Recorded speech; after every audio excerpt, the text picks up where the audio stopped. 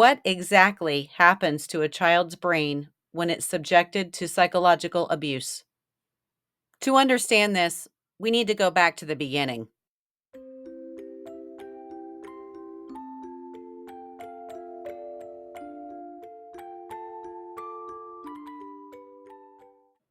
Our brains contain millions of electrical pathways made up of what's called neurons.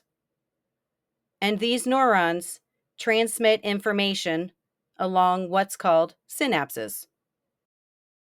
We're born only with the necessities like the brainstem to regulate breathing and heartbeat. The rest of our brain is created through our experiences. A synapse becomes activated through an experience, and through repetition, that experience produces a chemical pattern that becomes strengthened. Once enough repetitions have been achieved, a threshold is reached, and the pathway becomes hardwired into the child's mind. So, for instance, if a baby cries and its needs are met, then a positive pathway is created. But the opposite is also true. If the baby cries and its needs are not met, or the baby is yelled at, told they're stupid, like those acts of commission and omission we talked about, then a negative pathway is created.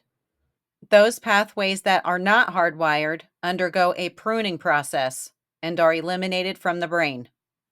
So for the crying baby that was comforted, the negative pathways were eliminated and the positive pathways were left. But for the crying baby that was not comforted, the positive pathways were eliminated and the negative pathways were left. A child whose brain is created through negative pathways creates a brain that fails to function normally. Studies show that brains that are subjected to psychological abuse can live in a toxic stress environment, and this toxic stress causes the brain to develop irregularly, causing a reduction in the size of the hippocampus, the corpus callosum, the prefrontal cortex, and the cerebellum. They can also have overactivity in the amygdala, which processes emotions and determines reactions to stressful situations. And cortisol levels can be out of control. This is your body's stress hormone that regulates mood, motivation, and fear. The fallout from this can be catastrophic. It can have lifelong consequences for a child.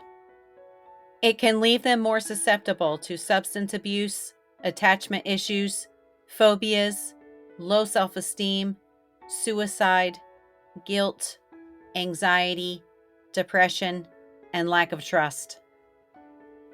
The impact of psychological abuse on the brain can leave a child living in a persistent state of fear, no longer having the ability to regulate emotions and stress, no longer reaching developmental milestones, no longer able to receive love and positive stimulus, and no longer having the ability to develop normal social interactions. If you found this information helpful, please like and subscribe to my channel and go to ParentalAlienationSpeaks.com to learn more about our story. I'm Cheryl Mefford, and I'm fighting for childhoods.